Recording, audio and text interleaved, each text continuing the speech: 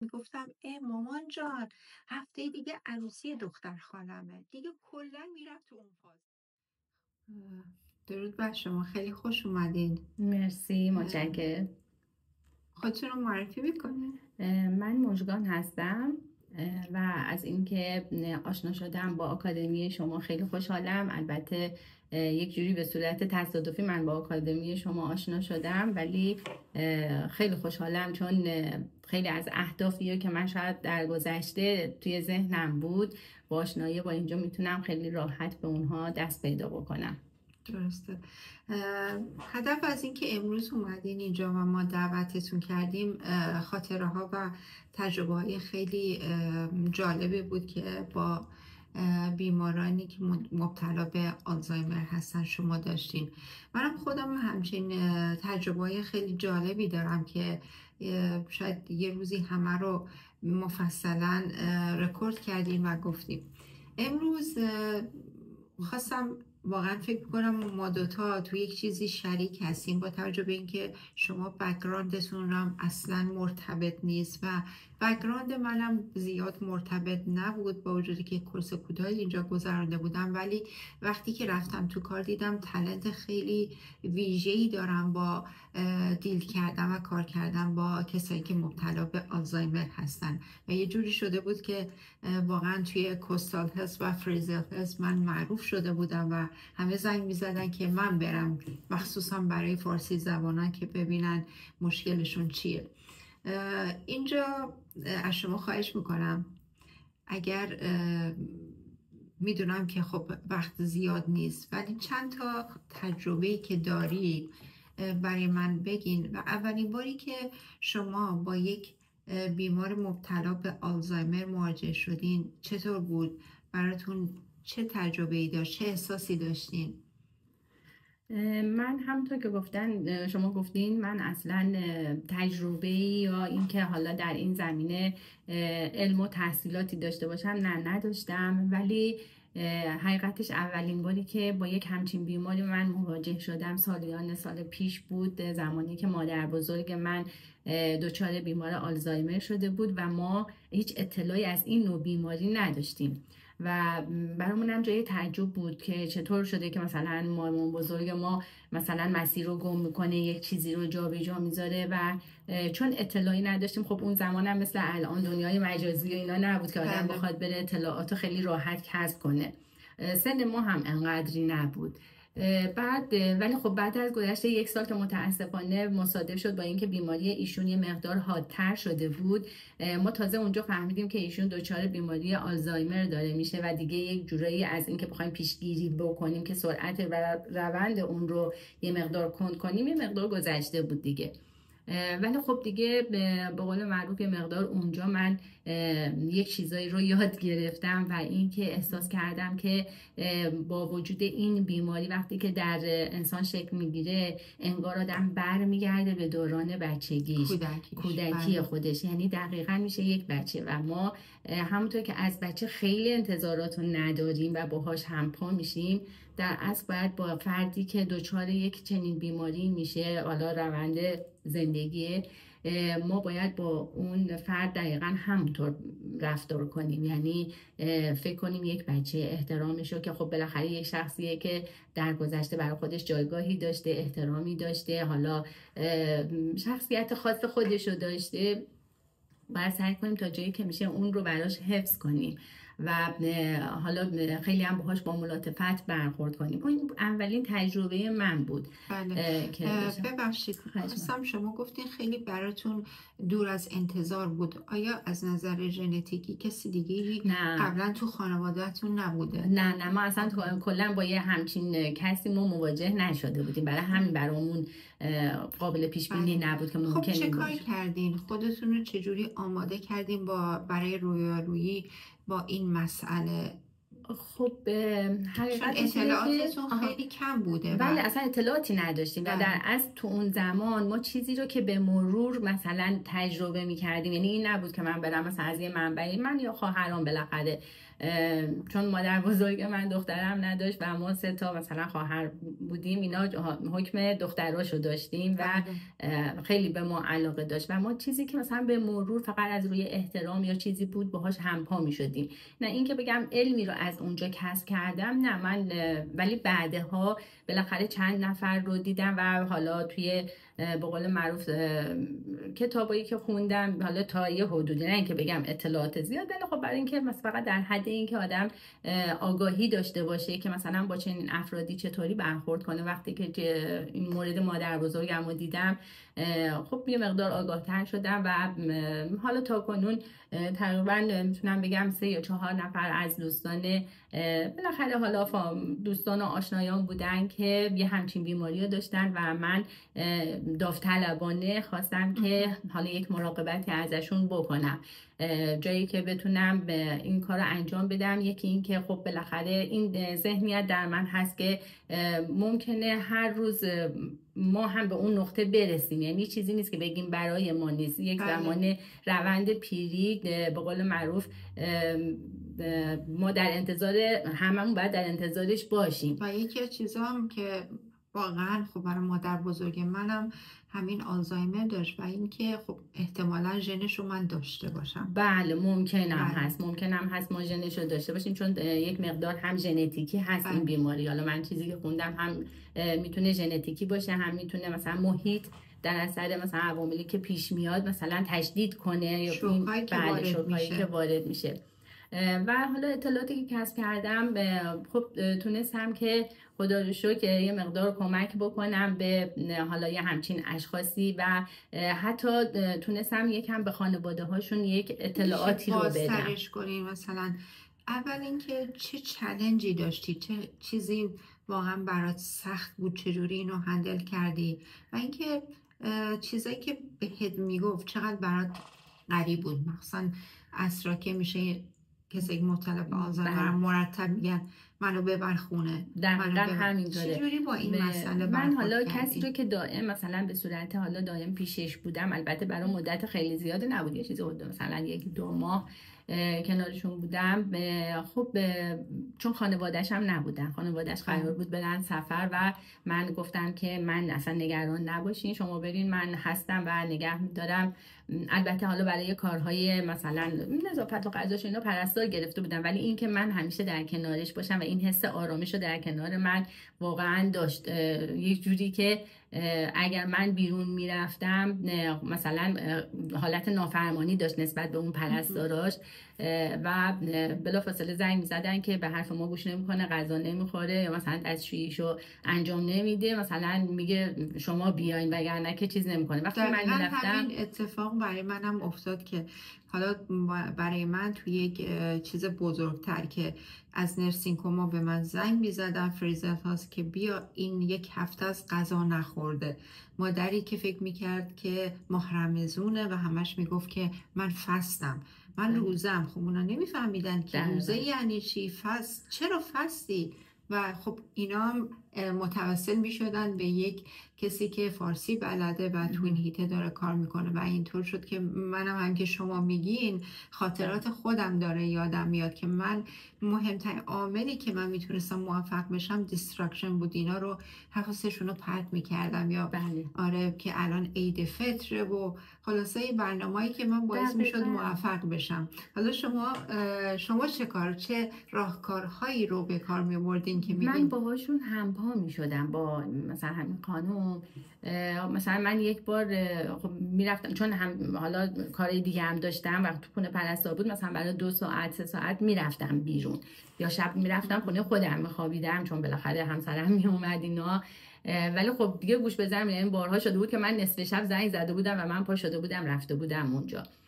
خونه ایشون. ولی خب مثلا بارها شده مثلا من اومدم میدیدم که بلند شده مثلا یک سری حالا وسایلی که مثلا شاید اگه یک نفر ببینه مثلا براش تعجب کنه چه کاری داره میکنه، مثلا سطل آشغالو برداشته بود یه جفت دمپایی هم گذاشته بود توشو و مثلا با همون لباس خونه فقط یک حالا چون تو ایران بودیم یک روسری سرش کرده بود که من میخوام برم خونه و من اصلا بهش نگفتم که این تو خونت هستی. گفتم ای چه خوب من پس به موقع رسیدم، بیا حالا که هوا گرمه من میبرمت و اونو سوار ماشین کردم رفتیم 2-3 دور تو خیابونا چرخیدیم و بعد زمانی که برگشتیم در خونهشون یعنی دقیقاً احساس کرد خب الان من اینشونو آوردم خونهشون. پیاده شدیم و اومدیم تو خونه و خیلی خوشحال، یعنی دقیقاً یک نفر اگه مثلا این اطلاعات این تجربه رو نداشته باشه فکر میکنه که مثلا طرف داره فیلم بازی میکنه، ولی نه واقعا مثلا قشنگ دیگه احساس کرد آره الان دیگه اومده خونهش و آروم شد. ولی ما هم باید فیلم بازی کنیم. بله دقیقاً ما باید پا به پاش باشیم. بله. یعنی هر جوری که میخواد، مثل دقیقاً یک بچه ما چطور با بچه میشینیم بچه میشیم و همونطور یعنی الان با یک شخصی که آلزایمر داره دقیقاً ما باید مثل خودش بشیم، نه باید باهاش مخالفت کنیم، نه چون اون الان دیگه قرار نیست چیزی یاد بگیره. ولی همیشه به خاطر داشته باشیم که اینا برای خودشون کسی بودن. اون دیگنیتی و احترام یک رئیس خانواده رو علاوه بر این که کر و مراقبت مثل یک بچه میخوان، ولی اون احترام هم مثل یک بزرگ خانواده میخوان. دقیقاً نگیم که این حالیش نیست با لحن بچگونه سویت هارت سویتی باش صحبت کنیم یا عزیز دلم صدامون رو بچه بکنیم. اینا با وجودی که دچار آلزایمر شده ولی همه اینا رو احساس دقیقاً. من این خانومی که میگم این خانوم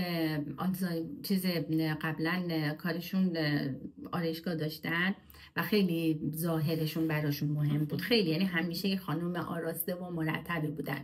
من تو این مدت خب موهاشون رو چیز میکردم، کوتاه میکردم، ابروشون رو برمی داشتم، ناخوناشون رو لاک میزدم و سعی میکردم که لباس خوشگل خوش رنگ مثلا لباس های قشنگ تنشون کنم و اون حسی، یعنی یکی هم که اولا که دوست نداشتم خودش این حسو مثلا در خودش به وجود بیاره که دیگه من مثلا شاید چون بالاخره اینا یک لحظه هایی اون حافظهشون برمیگرده. خب یعنی اونطوری نیست که کلا نباشه، مثلا یه لحظه هایی شاید خیلی کوتاه، هرچی که میگذره این لحظه ها کمتر میشه ولی انگار برمیگردن به زندگیشون. دلم نمیخواست مثلا تو اون لحظه احساس کنه وای من کی بودم چی شدم و اینا رو و خیلی هم باهاشون مثلا جایگاهشون حفظ بشه اینطوری رفتار میکردم. حتی اتفاقا یه کارایی که به قول شما مثلا خطرناک نباشه براشون انجام میدادیم، مثلا که مثلا خودشون انجام بدم، مثلا یک چیزی رو میذاشتم میگفتم این رو مثلا تمیز میکنین اگه مثلا حالشو داری، بعد فعالیتایی که قبل یه کارایی رو که دقیقاً یا مثلا حتی مثلا ملافه ها تمیز بود میگفتم ملافه ها رو در میاری که من بشورم، مثلا اینطوری یه کاره اینجوری بهش میدن که احساس کنه هنوز توانایی داره، هنوز میتونه. بله این حس رو بهش به وجود. البته میگم من علمی کار نکرده بودم. کجا یاد گرفته بودی؟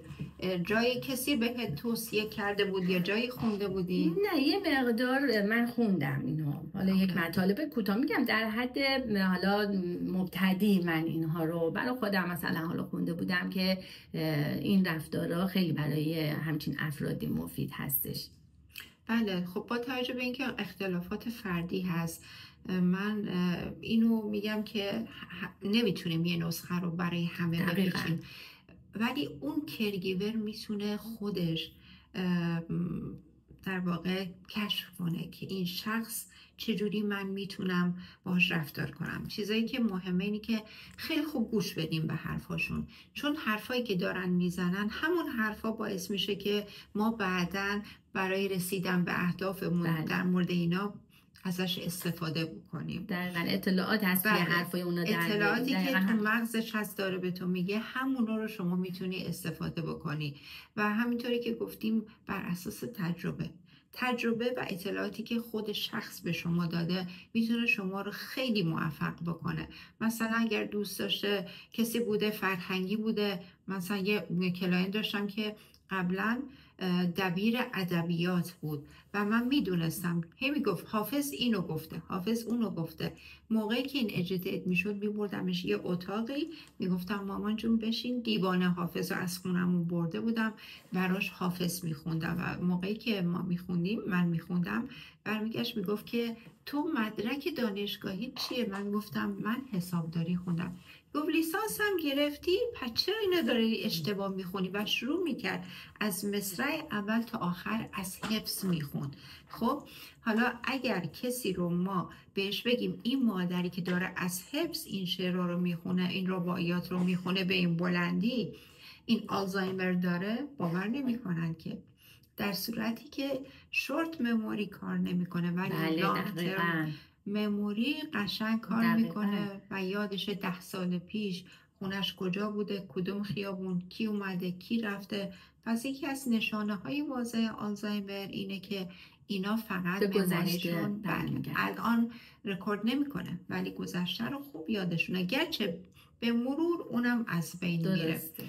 خب دیگه چی دیگه برای ما دارین که بگین؟ این که من مثلا یکی از چون خب حالا بالاخره من دارم خاطراتی که میگم مال افراد مسن هسته، چون آلزایمر توی جوونا که نیستش. مادر یکی از دوستای دیگه من آلزایمر گرفته بود و خیلی شدید و من منظورتون چیه خیلی شدید؟ یعنی دیگه پیشرفت کرده توی استیجای بالاتر. بله داشت چیز میشد و متاسفانه خانواده ایشون اصلا نمیخواستن درک کنن که ایشون بابا دیگه یک فرد سالم نیست، یک فردی هستش با عنوان یک بیمار آلزایمری و انتظار داشتم مثلا خب بالاخره برمیگشت این خانوم باز به زمان خیلی گذشته، همینطور که گفتیم، یعنی همیشه در زندگی جوونیشون سیر میکنن این افراد و خب حالا یک چیزایی رو میگفت، حالا یک چیزایی برای مثلا این خانواده شاید خوشایند نبود، حالا یا شاید مثلا دور از ادب بود براشون، ولی خیلی مخالفت میکردن بهش که تو چرا این حرفو میزنی، چرا این کارو، و من بهشون گفتم بابا یکم درک کنین شرایط ایشونه، ایشون یک آدم سالمی نیست و منی که به عنوان حالا میگی مهمان یا دوست شما اومدم توی خونه شما، من چون میدونم اصلا نه ناراحت میشم نه قضاوت میکنم، اینا در حد قضاوت نیستن که ما بخوایم قضاوتشون کنیم و خواهشن مثلا سرشون داد نزنین، اعتراض نکنین که چرا این حرفو زدی. میتونی خیلی قشنگتر اینو مثلا یک جوری بهش بگی که مثلا ناراحت هم نشه و انگار که حرف تو هم درسته، چون یک جورایی باید باهاشون همپا باشیم ما.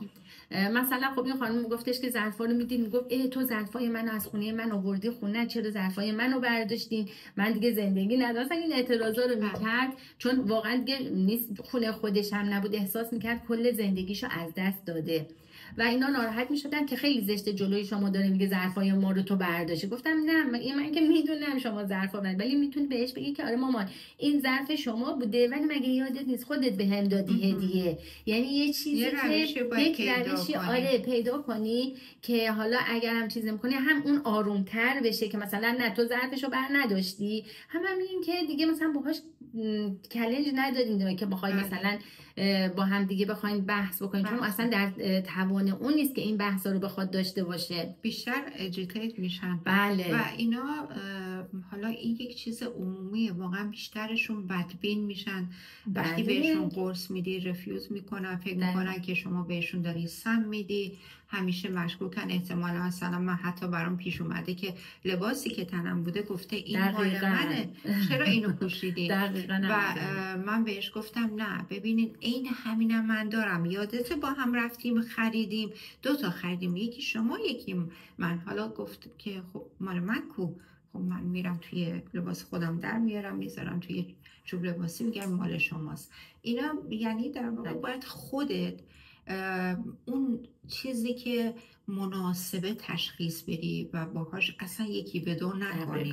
دقیقا همینطوره که شما میگین همه این اتفاقات وقتی که داری تعریف میکنی برای منم میفته. و یه چیزی که الان گفتم، من طرز کارم یه جوری بود که میگم خیلی گوش میدادم به حرفاشون و میدونستم مثلا یکی از کلاینتام خیلی عروسی و جشن و اینا دوست داره. وقتی اجیتیت میشد میگفتم مامان جان هفته دیگه عروسی دختر خالمه، دیگه کلا میرفت تو اون فاز. خب و اینکه میگفتم که شما هم دعوت کرده، باید حالا فردا بریم برای عروسی لباس بخریم.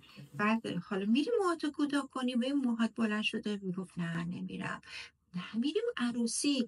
و اینقدر راحت با ما میومد، آرایشگاه میومد، اصلا کارهایی که مربوط به مسائل بهداشتی بود با همین عروسی رفتن و اینا رو اصلا انجام میدادم. خلاصه اینکه هر روز یه جوری بود که عروسی بود، دست میزد، اصلا خودش رو تو اون جو میذاشت. و مرتب ما وقتی که چیزی میگیم، با توجه به اینکه شورت مموری کار نمیکنه، باید مرتب اینا رو تکرار کنیم. یه بار بهش میگی یه رو دیگه یادش رفته، ولی کار تو هنوز تموم نشده. باید دوباره تکرار کنی، جزئیاتش رو بگی، لباس چه رنگی میخوای، موهاتو چجوری درست کنم. اینا چیزایی بود که من استفاده میکردم تا اینکه مثلا کارمو انجام میدادم. حالا پیش اومده که مثلا غذا تو دوست نداشته باشه، نخوره، بگی نمیخورم؟ نه، غذا رو دوست داشته. حالا البته خیلی این افراد یه مقدار خوراکشون هم من فکر می‌کنم کم میشه اصلا کلا. اون اشتهای دیگه نیسته، چون کلا سیستم بدنشون تغییر میکنه این افراد. اگه هم دوست نداشتش مثلا، من فکر می‌کنم مثلا کلا اینا خیلی توی دوست داشتن و اینا نیستن. همین که مثلا یک جوری مثلا شما الان گفتین که مثلا سرش گرم می‌کنین به عروسی مثلا کارا رو انجام ده، همون غذا رو میشه به همون روش بهش داد. بله مثلا پیش اومده بود که مثلا گفت نمیخوام، حالا نمیگفت دوست ندارم، گفت نمیخوام، ولی من یک جورایی با به قول معروف حالا صحبت کردن، با یکم اینکه الان غذامون رو بخوریم، مهمون داره برامون میاد، اینجا رو تمیز کنیم، اینا مثلا به این بهانه‌ها غذاشو بهش میدادم که غذاشو بخوره. ولی خب مثلا یه کارایی خیلی حیاتیه که باید برای یک همچین افرادی انجام بدیم. یکی این که چون اینا نمیدونن که چه کار دارن میکنن، ما یکم از نظر ایمنی و امنیتی باید برای این افراد امنیتشون رو فراهم بکنیم. مثلا در قفل باشه، چون ممکنه اینا حواسشون نیست از خونه برن بیرون، و اگه برن بیرون که دیگه هیچی، چون هیچی یادشون نمیاد و این خیلی مشکل بزرگی خواهد بود.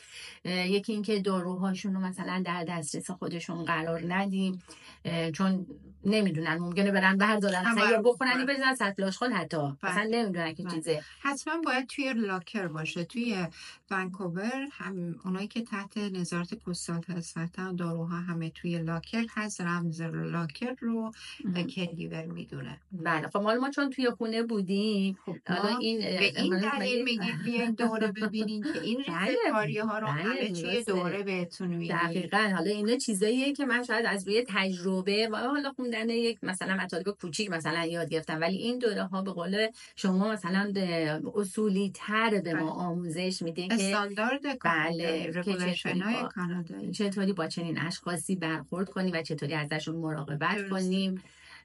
و کار خیلی سختیه، در اصل کار خیلی سختیه، ولی در تهش یک لذتی داره، خیلی لذت بخشه. بله دقیقا من اینو حس کردم.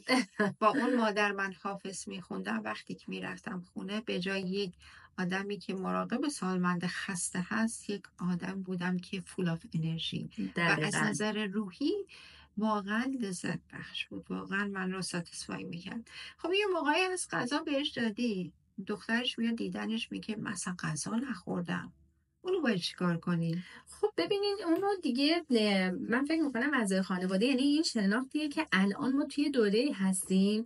شاید یک زمانی آدم بگه من اطلاعاتی نداشتم، ولی آدم همون روز اول، من مثلا همین دوستم زمانی که من حالا چون یک شهر دیگه بودم، اینا نشده بود یک 4 سال 5 سالی ما همدیگر ندیده بودیم. بعد وقتی که اومدم اولین برخوردم، من دقیقاً حس کردم که شروع آلزایمره. به دخترشون گفتم که ببین مامان شما داره آلزایمر میگیره. گفتش که از کجا فهمیدی؟ به خاطر که ما آشنایی دیرینه داشتیم و اون روز وقتی که منو دید یک جوری با من برخورد کرد که انگار بچه من هنوز همون بچه 3-4 ساله است و نمیدونست که زمان گذشته. حالا پسر من دیگه مثلا شده 20 خورده سالشه، داشت مثلا یک جوری صحبت میکرد که انگار من مثلا هنوز بچم خیلی کوچیکه، کجا گذاشتیش، پیش کی گذاشتی. و این برای من میگرده به همون مسئله، میگن جارج میتونه بکنه. یکی از علائم واقعا مبرز آلزایمر اینه که میگن قضاوت نمیتونه بکنه، در واقع تشخیص نداده که الان سال زمانی گذشته. گذشته و بله دقیقا همطور. و بعد دیگه گفتش که آره نه مامان که نمیاد دکتر بهش بگم. گفتم که اصلا ناراحت میشه بهش میگم. گفتم دلیل نداره که بهش بگین، بالاخره چون بیماری قندم داشت. گفتم شما که میبرین دکتر، بیا مثلا به دکتر قلب اصلا بگین به یه دکتر، دکتر دارویی که میده شما هم کنار داروها بهش بدین، میتونین این کارو بکنین که متوجه نشه. و حالا هم این کارو کردن. ولی الان اینو میخواستم بگم، زمانیه که ما میتونیم به هر طریقی در مورد هر مسئله‌ای که بخوایم اطلاعات کسب کنیم. حالا نه در حد بگم خیلی به قول معروف اختصاصی و تخصصی، ولی در حد ابتداییش هم میتونیم اطلاعات کسب کنیم. و اینکه بهتره همین که مثلا متوجه شدیم یک نفر از اعضای خانواده با یک همچین مشکلی داره مواجه میشه، خودمون رو یه مقدار آپدیت کنیم، یه مقدار یاد بگیریم، آموزش ببینیم که با این باید چه کار کنیم که بیشتر از این آسیب نبینه، چون واقعا گناه دارن. اگه بخوایم که خیلی اذیت بشن. من خودم حالا میگم این 2 ماهی که من مراقب بودم، یک بار من یک سمیناری داشتم و شما فکر کنیم من با لباس آراسته و مرتب داشتم میرفتم سمینارم و وقتی که من وارد سالن شدم به من این پرستارشون زنگ زد که باید بیای، اصلا خیلی اوضاع خرابه، باید بیای. و من فکر کنین اونجا اصلا برگشتم هرچی دوستای من به من گفتم حالا بعدا، گفتم اصلا امکان نداره، وقتی به من میگه باید بیای حتما یک چیزیه که من باید بیام. من اومدم واقعا باید میومدم. و خب بالاخره من لباسامو در بردم، با ایشون رفتم حمام و در کنارشون وایسادم، پرستارشون ایشونو شست و تمیز کرد و اومدیم بیرون و دوباره من لباس پوشیدم و رفتم. ولی اصلا این مسئله ها نه ناراحت هم میکرد، نه باعث عذابم بود، نه اینکه بگم وای خسته شدم. خسته میشن، یک خانواده واقعا خسته، اینا یک چیز طبیعیه بالاخره، نگهداری از یک بیماره. ولی خب دیگه چاره‌ای نیست، وقتی که پیش میاد باید آدم با اون معروف کنار بیاد. بله باید باهاش دیل بکنیم، مخصوصا برای کسایی که پرستاران سالمند هستن و این راه رو انتخاب کردن. اولین چیز پیشنت و صبر و بردباریه. و اینکه بدونیم که آلزایمر هم یک منتالی پرابلم مثل بیماری‌های جسمی. وقتی ما قبول میکنیم یکی اصلا کلیه درد داره، ناراحتی قلبی داره، چطور قبول میکنیم، ولی قبول نمیکنیم که این شخص اتفاقاتی توی سلولای مغزش افتاده که الان نمیتونه درست تصمیم بگیره، نمیتونه درست صحبت کنه، نمیتونه درست فکر بکنه. و این وظیفه ماست، اولین چیز و رسالت ما اینه که اینو درک بکنیم. بعد من همیشه تو کلاسام میگم اگر به عنوان پرستار سالمند اومدی کار بکنی باید قلبتو بذاری. این کاری نیست بدون قلب برای تو پول درست کنن.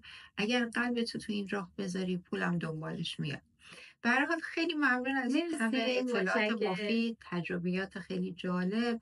اگر بازم صحبتی دارین بتونین خواهش میکنم. چیزی که هستش اینه که وقتی که من نوعی میام توی این شاخه میخوام ورود کنم، مسلماً پس زمینش رو دارم، یعنی عشق به خدمت به دیگران رو حتما در درونم حس کردم که اومدم در این راه. یعنی اگر که فردی بودم که نه حوصله کسی رو نداشتم یا مثلا به من چه مربوطه که بخوام مثلا فرضاً این کارا رو بکنم، این همه کار، نه. وقتی که عشقشو داری وارد میشی، من فکر میکنم آدم اون عشق کاری رو که داشته باشه، حس مسئولیت پذیری رو داشته باشه و اون حس خوبی رو که حتما تجربه های آدم ها دارن دیگه در این موارد، بعد از انجام یک خدماتی رو که به یک نفر میکنی، اون حس رضایت مندی رو وقتی گرفته باشی، خب مسلماً برای خودم اینو میگم، فکر میکنم جای خوبی قدم گذاشتم و احساس میکنم که آینده خیلی خوبی، نه که بگم حالا از لحاظ مادی اصلا اونو کار ندارم، چیزی که حسمو بهم بده فکر میکنم خوبه.